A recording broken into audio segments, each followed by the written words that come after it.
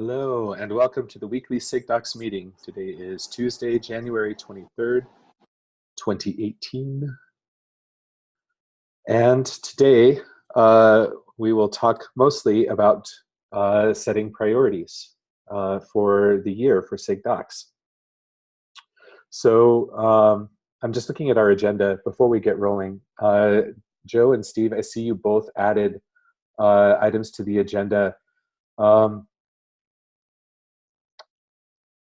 I would ask for your flexibility, that we be willing to defer those for a week, depending on how much time we'd spend talking about priorities. Thank you both. Yeah, that's fine. Yeah. Cool. Yeah, no problem from this end either. Excellent.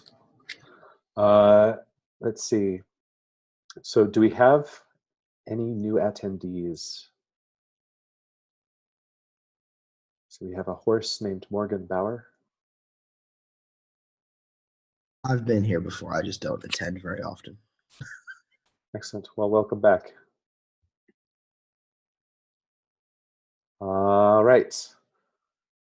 So one follow-up from last meeting, and specifically for the I've taken to calling it Autobots, the approval automation PR that Aaron Krickenberger has proposed. I think all the discussion is there. It looks really good. So I think, does anybody have anything more to say about approving it? I think we're all in favor. So any last thoughts or comments before we give Aaron the thumbs up? I am very much in favor, but I see the issue that Joe added to this week's agenda as an important fast follower, clarifying what those roles are responsible for and how we interact in PRs. And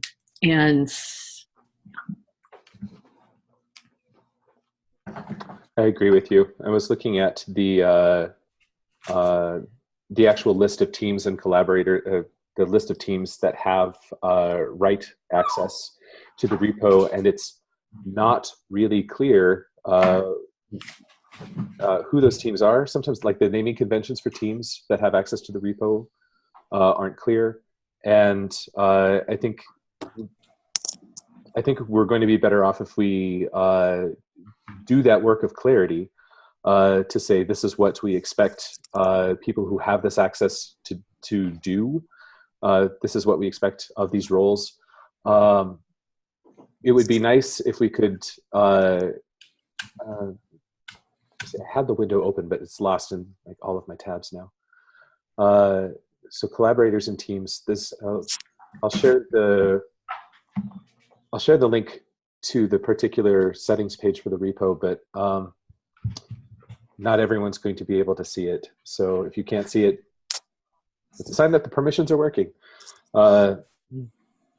I'm just looking at who has read and write access to this, and let's see, like Kubernetes maintainers. I think that was based on the conversation I had with Jared a couple of weeks ago. I think Kubernetes maintainers was like developers who have write access to Kubernetes. We added them like a long time ago and gave them write access to Kubernetes website for ease of reviewing and merging PRs for feature releases. And with bot automation now, I don't know that it makes sense to keep write access outside of a very small group of collaborators, like bots and Sig Docs maintainers. Yeah, I've already spoken to SigArc, Ryan Grant and Joe Beta, folks over there, about moving that from that list, and they agree. I just I didn't do it after 1.8. So that's pretty much, I think we totally agree we should do that. We should also send out an email to folks clarifying how to become a maintainer, but nailing down these requirements is part of that. Okay. So can we go ahead and approve the bots now and agree also to, can we jump off the cliff and build our wings on the way down? Can we agree to greenlight this and also agree to do the work? I will be really honest. I'm happy to review whatever. If someone else will agree to write it up, I'm happy to review it and contribute, but I can't take on the actual writing of like reviewer responsibilities right now. Is there someone who's willing to take that on? Joe? Awesome. Thank you. Sorry. Yeah, I'll do it. It was on mute. Cool. So Joe, when is a reasonable time to have a PR open and ready for review? End of next week, I'll have something up for you guys to blast or burn down or whatever else along those lines. I've got a trip next week to Boston that's going to have me with a lot of free time on my hands, so I can spend it with that. Okay, is that too much of a gap between flipping the switch for bot approvals and clarifying reviewer roles? I don't think so. We haven't had this clarification before, and I think the most important thing is that we commit to moving forward on it. As you say, building our wings on the way down. And okay, fair enough. Then, excellent. We will look forward, Joe. I will look forward to seeing a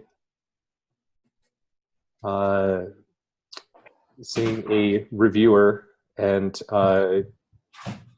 sorry, a role clarification guide PR by next Friday. What is next Friday? Next Friday is the second, third, something second. like that. Yep. Yeah. Sounds good. If I can get it done earlier, I absolutely will, and I'll put a notification in the Sig Docs Slack channel if I do. Perfect. Thank you. So here's something I'll do right away as part of this effort. Back at the Docs sprint, we gave several individuals write access to Kubernetes website just because we needed to temporarily, have them able to do certain things. So if nobody minds, I'm going to go through and change all those people back to read access, except for we have a few collaborators we've given write access because they've been heavy contributors, but just for those temporary ones that we did at the Docs sprint, I think we should put them back to read. Oh, I see. I'm looking at the list of individual contributors down below the team list. Yeah, that sounds really good. Okay. One suggestion I would make is that we allow release managers to have admit access or write access. So there's already a Kubernetes release managers list. They're currently read. I would flip them to write, and then maintainers to just read access. Sure. I will flip that to write right now for Kubernetes release managers.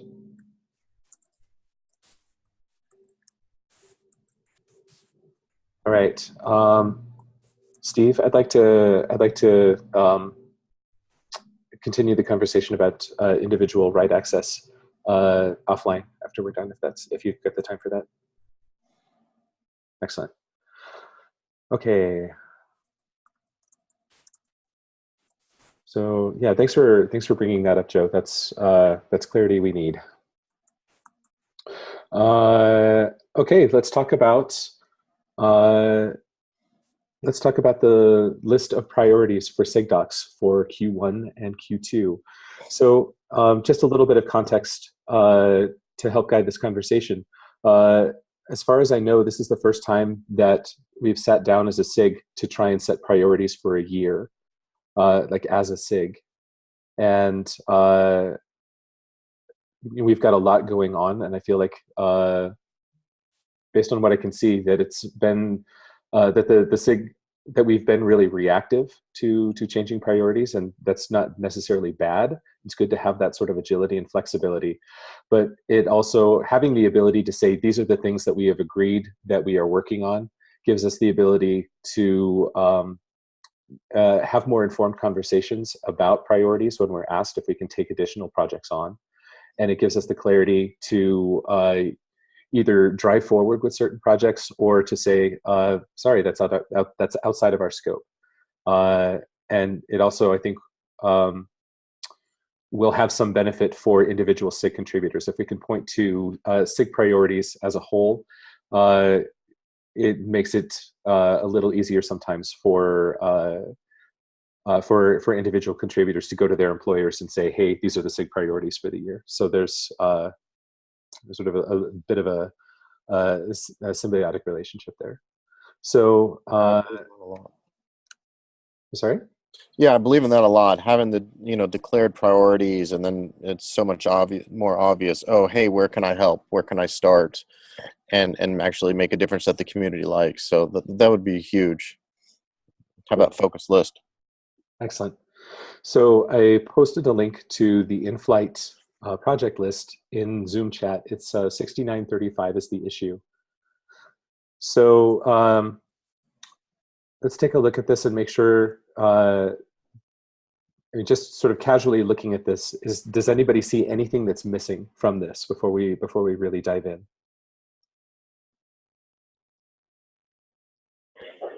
I think it might be useful to, like, these are projects that are in flight. And I think there should be, in addition to this, maybe higher level buckets that describe how, like, sort of overall, like, larger initiatives, like community outreach, and then doc sprints and things like that can fall underneath it. I would also maybe describe some stretch goals. So these are things that we might not hit, but are aspirational. So those are two things I would add to this. Okay. Let's see.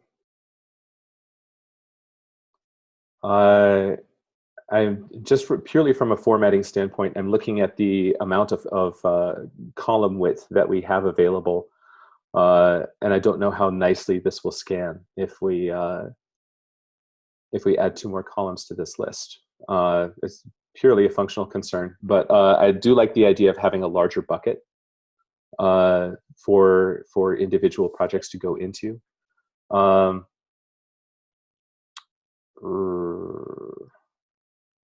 guess we could add like stretch goals to the description. That sounds good. Okay.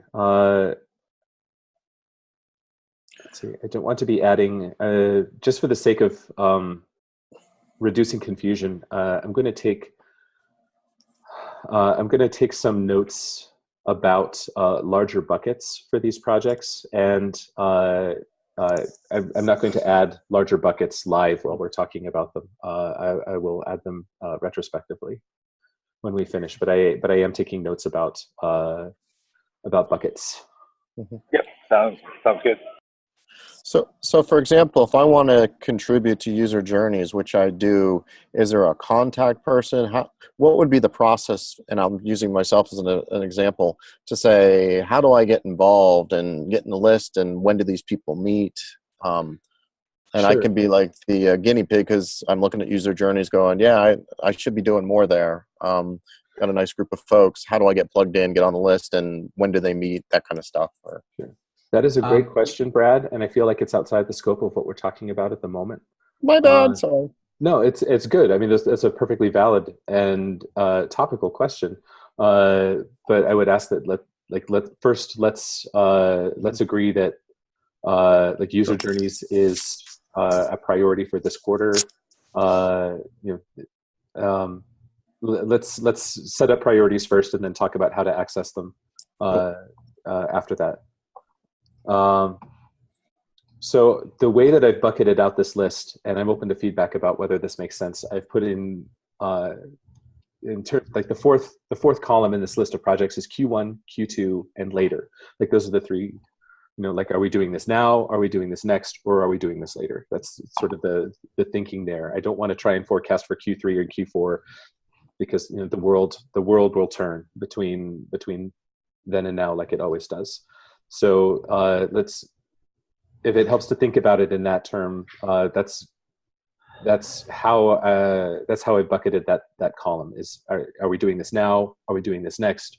Or are we doing this later? So let's think about priorities in those terms, if that works for everyone.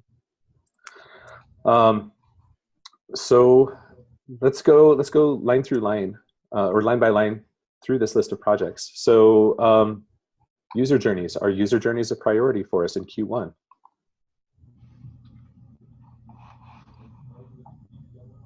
Okay. Absolutely. Yeah, they are. Yeah, a number of us have been making it so I think so. I think we're planning on releasing by the end of the month, right? Or at least the MVP version. Yeah. Yeah, the MVP we're expecting to launch on the 31st. Pending major editing, but yeah. Cool. I would absolutely agree. User journeys are a priority for Q1. So auto-generated and imported docs. Is auto-generation a priority for Q1? And I think we could do to be more specific about what we mean by auto-generated docs. I can add to the description here if you like. But yes, I think it's a priority for Q1. Could I just ask a clarifying question here? When we refer to auto-generated docs, are we talking about build scripts that generate automatically? Because my understanding is up until now, all of the generated docs have been kicked off manually at certain points in the release cycle. If I'm wrong about that, that just goes to show I still need to read up on leading the docs for 1.10. I mean, I asked the question because I guess it seems that the scope of the project varies depending on the answer. So we're talking about two things. We're talking about improving the scripts and the Go code that already generates reference documentation. In some cases, those individual programs need work because they're still producing output that's not correct. Then, in addition to that, as a secondary goal, we're talking about making the whole thing more automatic. So reducing the amount of manual interaction. And we've already made some progress in that direction. Steve, is there a way to break that out between, say, like what you want to get done in Q1 and what you want to get done in Q2? Sure, yeah. Yeah, okay. I think there's like milestones around this that stretch across both quarters. So yes, it's a priority. Mm-hmm. Okay, so for auto-generated docs, let's say both Q1 and Q2, and that these are pending more granular milestones. Yeah. As to what gets done when. I've been studying this problem now throughout Q4 and Q1, and it's a much bigger problem than we originally thought. So this is going to be ongoing for a while, and we'll just try to make some amount of progress on it each quarter. Sure. And the amount of discovery and exploration that you've done has been fantastic in terms of making auto-generated docs more accessible. Are there pieces of auto generation that have yet to be like fully plumbed and exposed to the light? Not that I know of. I think I've found them all. Yes, I think I know what they all are. Okay. Yeah, I think Steve's put together a very good cohesive list. There are some corners in there that we may want to revisit at some point in the future. In particular, the stuff that Phil Whitrock did it's kind of a second layer of generation behind everything else that may prove problematic as we go further with automation. But there's lots more to dig into that at another time. Okay. Excellent. So internationalization framework. Is this a priority for Q1, Q2, or later? So Andrew and I were on a meeting last night about internationalization. I would have, before last night's meeting, I would have said that this was a priority for Q1. At this point, I'm coming down pretty strongly on later, like Q3 and Q4. I can talk more offline about why that is, but I would say that in terms of what we're working on, that that a framework for internationalization is something we can defer past Q1 and Q2. Andrew, do you have thoughts about that? Yeah, but we just have to be conscious that we're going to miss that May sort of target that Dan wanted. He wanted. Go ahead. Because I mean, I think they wanted to have like an initial version out for, I forget which event, but it was like in May. So if we're pushing back on the framework, then that's not going to happen. That's fair. So that's at least Q2 though. Yeah. But realistically, if we want to make that sort of change, it needs to happen in April, because like that's the beginning of the next release cycle. Right. And I have serious questions about whether or not we can get a JavaScript demo and get all of the conversations about which of the proposed frameworks is going to work. I guess I have serious doubts about our ability to effectively shepherd that the design and decision making process to completion before April. So I think we can kind of split it into two parallel approaches, because as Dan pointed out yesterday, like actually we have the CN directory live already, so it's possible we could just like copy in all the changes that they've done for the translation so far and just fix that up so that it's presentable for May. And then, you know, separately on a parallel track, we'll work on the actual framework to get that, you know, working long term. Is the May event KubeCon Copenhagen? I think so. I forgot which event it is. Is that the one in May? Yeah, that's one in May. Yeah. Okay. That might be a good way to break that out, is to have, I guess, to debut Kubernetes.io/cn at KubeCon EU, and then look at debuting like an actual internationalization framework later in the year for Shanghai. Yeah, like we can, you know, pitch it as like a preview, you know, so it's not the final thing. Sure. So I'm going to, let's see, Kubernetes.io/by.eu. So that's, I'm going to break internationalization into two different items, and we'll say clean up by Q2, and then framework for later. Okay, moving on to community page redesign. So this is George and Andrew surfacing key community docs and resources. George asked me to let y'all know, with his apologies, he couldn't make it to today's meeting because he has a conflict. But he's feeling pretty good about the state of things. I know he's been working with Andrew, so I'll let Andrew speak to anything further. But so we're using that import script to bring in some of the key like community documents and like and surface them on Kubernetes.io. So he's going to take care of the actual content changes, but I'm kind of supporting him on, you know, getting it into our site and any sort of necessary requirements around that. That's that's all that I know so far. yeah, that's pretty much what George told me. I mean, he's feeling good about how it's looking. You know, need to clean up the URL, and then as far as he's concerned, it's good to go. But you guys can finish that off. Okay. So in terms of assigning a time bucket, would you say Q1, Q2? Q1, because some of that will actually go out with the user journeys. So we're having links that will help surface like those docs. So and actually, I think a bunch of them are already merged in live. Yeah, I saw some updates. So it looks good.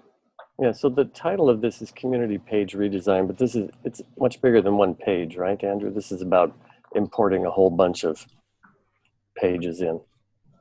Yeah, that's correct. It's more like the community content, yeah. Yeah, let's change the title of this so it's clear that we're not just redesigning one page. We're doing a whole section of the docs.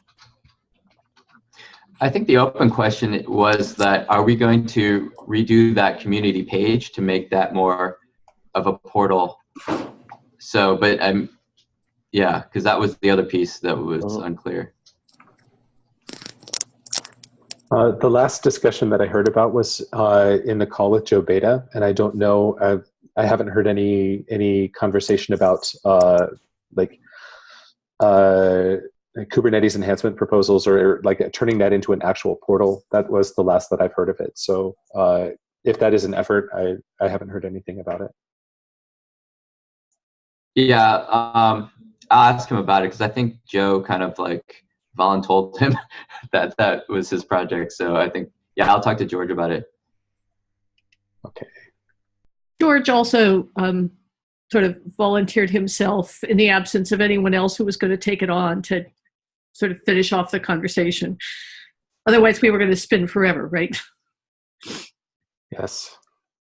All right. Moving on to blog migration to GitHub. Definitely Q1.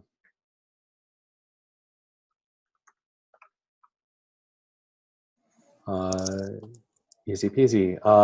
Doc sprints. I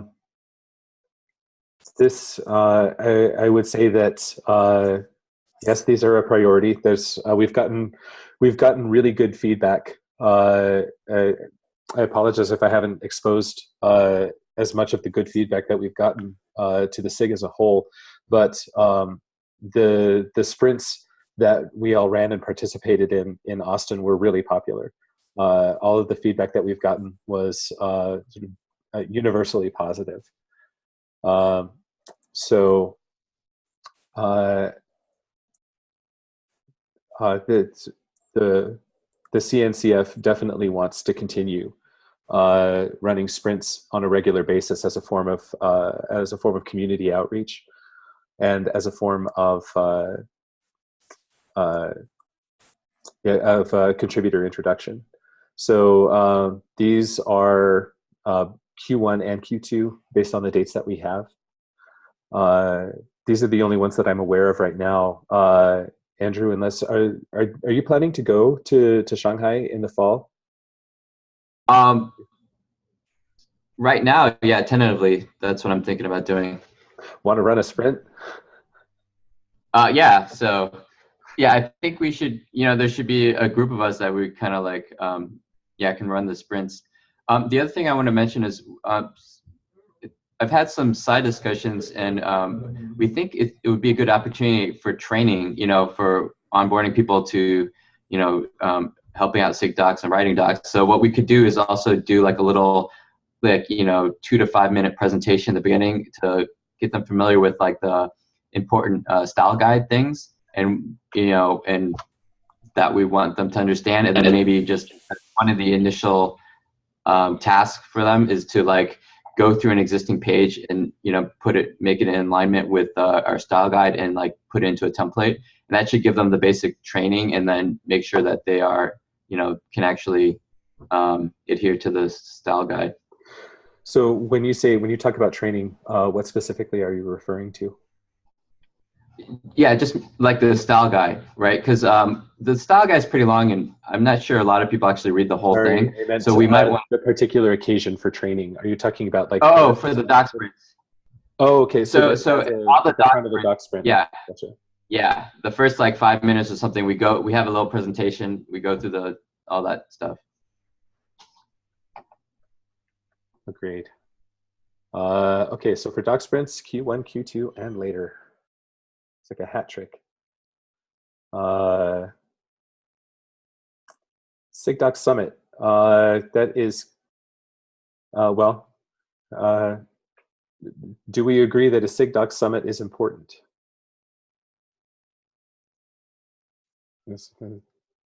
Get thumbs up, thumbs down. Anybody who's like, no summit. No summit now, no summit ever. Okay, summit is Q2. Let's see. So I'm catching up with all of the comments in chat. I just want to make sure I'm not missing anything.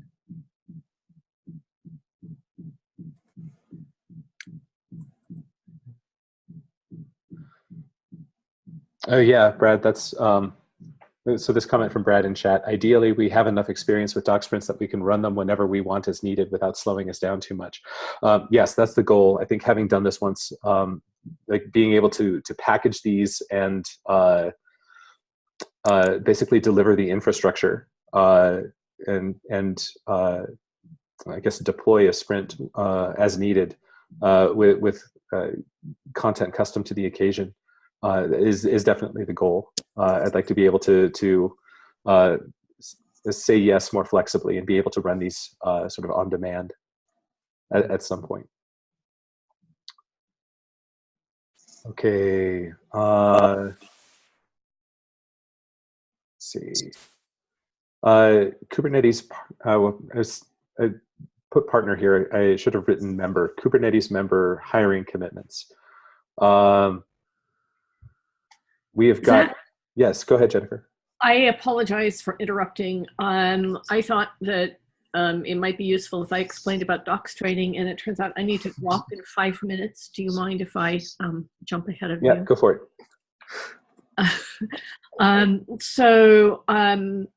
Last week, I wound up meeting with Paris Pittman, who is spearheading the this mentoring project for Kubernetes contributors and dividing sort of classes, mentoring classes into various groups, including reviewers and approvers.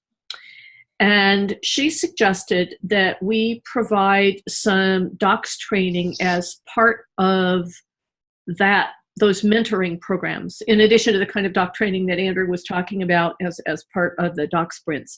The idea here would not be so much to explain to people about the style guide and the templates as to provide them with some guidance about reviewing code PRs for appropriate release notes and appropriate tagging with labels and whatever else we decide to put in place for an improved release note process, and also helping them understand a little more what's expected of docs contributions for new features per release.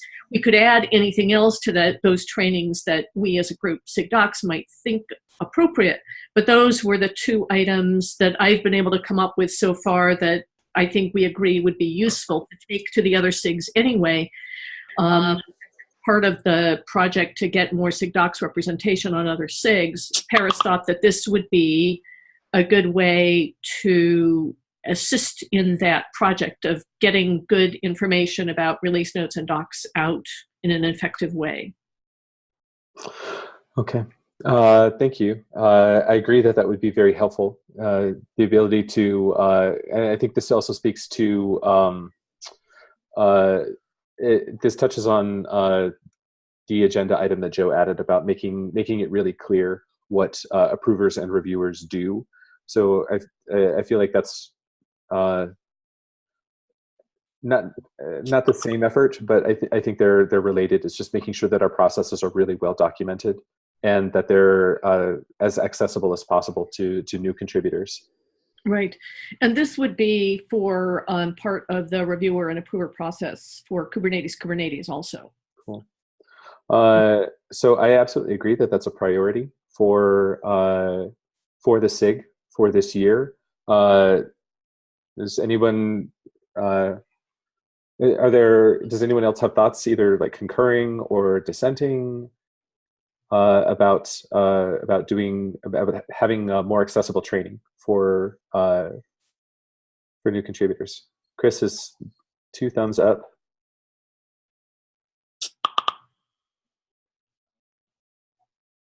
What about folks who think it's a good idea but like have a different idea about the approach?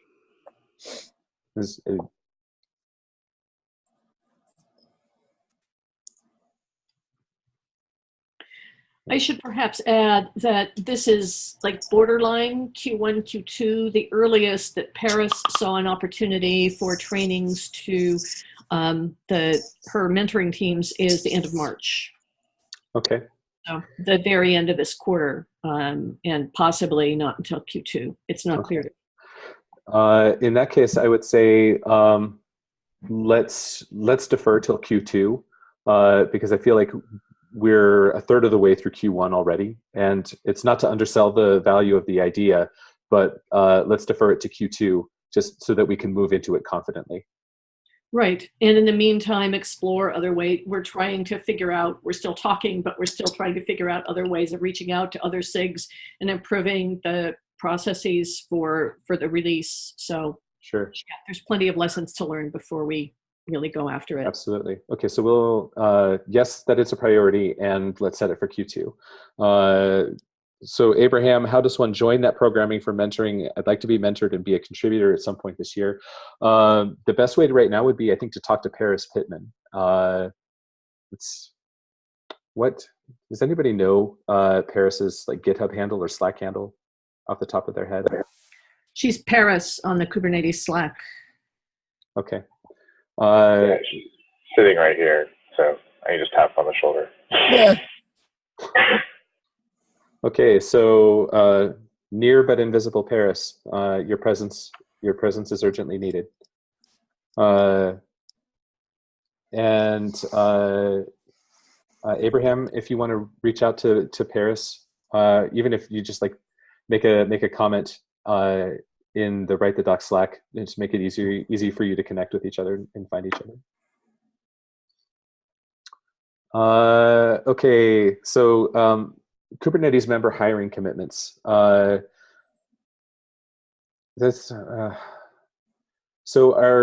when Kubernetes members, or I guess when different organizations sign up to be partners, or Kubernetes partners, they sometimes make headcount commitments to various SIGs or to various projects.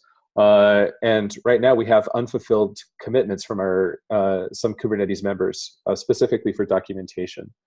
I think we have a lot of content that we could do if we had the capacity.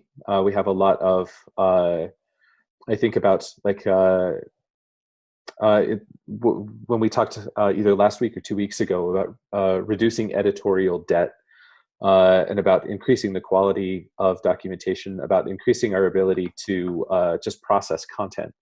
I think that would be a lot easier if our member commitments for headcount were fulfilled. I don't know how to bucket that in terms of time. It's not like I can.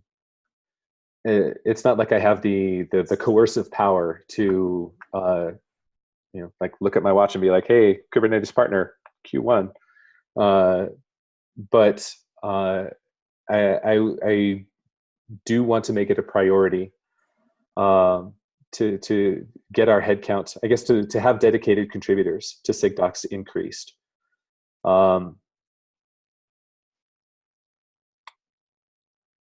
As much as it pains me to say it, I would say let's make that a later. Q1, it's ongoing, but later, just because hiring folks takes time. Okay, awesome. Actually, I mean, hiring folks does take time, but that's almost more of a reason to get the process started earlier.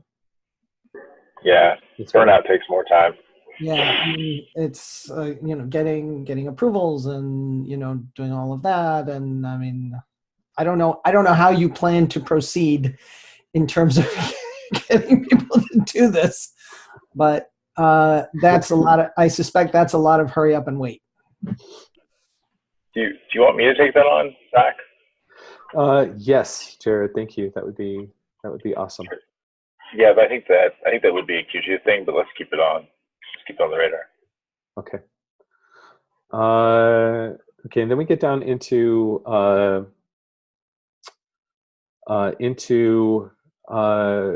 quarterly feature releases. These are priorities, and they are Q1 and Q2 and later respectively. We don't. Yeah, these are here purely for visibility, just so that we can make it clear that that these are on our radar for SIG priorities. At one point I saw in this list, but I don't see it now,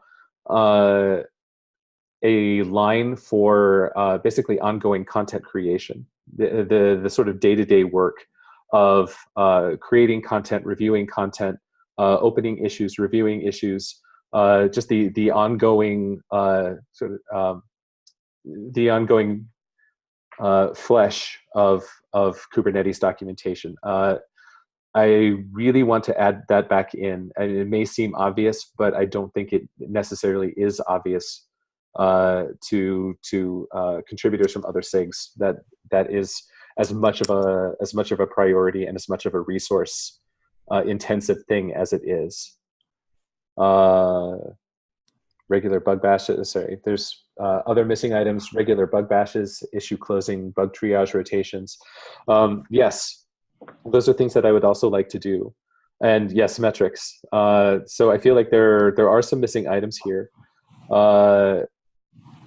But those I think we can get into. That's where the larger buckets come into play. Let's see, does anyone...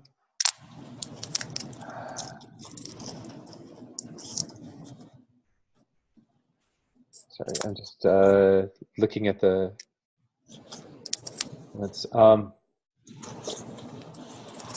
I guess this is something that we, the topic of like regular ongoing work of the actual documentation portion of SIG Docs. I'd like to reserve that the implementation of that specifically for the Docs Summit. I'd like the Docs Summit to be a place where we can dive deeply into the actual documentation piece and how to prioritize that, and specific things that we can do to implement regular bug bashes, where we talk more deeply about how to, like, the life cycle of an issue, from opening an issue to closing a PR on it, and doing things like repo health, things like bug triage, and implementing metrics. That's something. That's what I'd like to set as the priority for the SIG Docs Summit. Does that seem reasonable? Are we missing out on anything if we don't talk about that now, and if we push that back to the summit?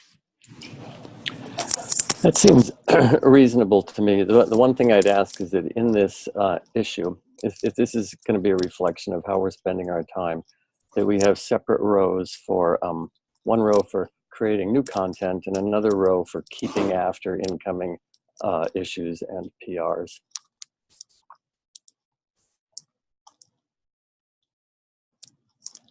That's awesome, Steve. I'm just writing that down really quick. One row. Also, might we want to consider setting up rotations for doing like the PR and issue, addressing that? Agreed. I am so not attached to that responsibility. I am happy to share that out, and I think it's. I think it would be good for for everyone in SIG Docs maintainers to have a shift, at least like one turn on a rotation. Like if we can do it maybe every 6 months, if we were able to cycle through, but maybe like once a year. Because it gives a lot of visibility into what kinds of issues are opened most frequently. It's a really good window into the actual user experience of the documentation, that kind of issue triage.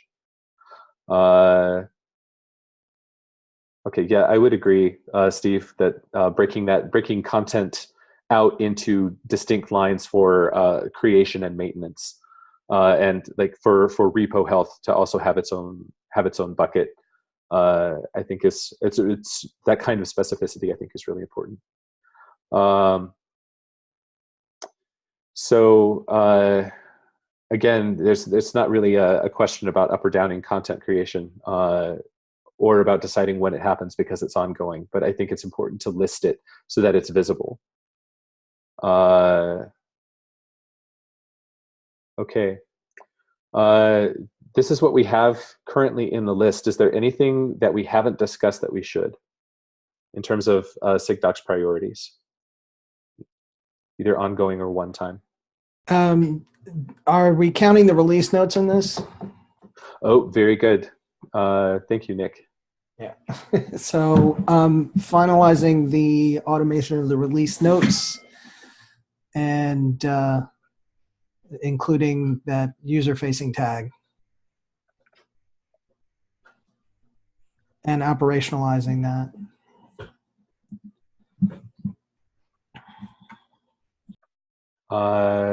Nick, I would love to talk with you more online about what you mean by operationalizing. Sure.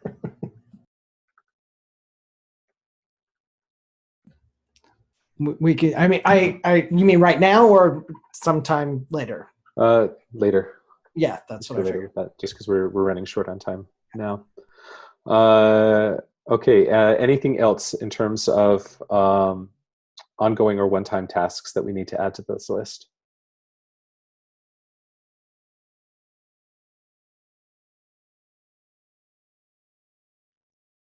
Okay. I think that we have good visibility now into what's going on, and I feel a lot less stressed and a lot saner looking at this list and being, oh, it's only as intense as it seems.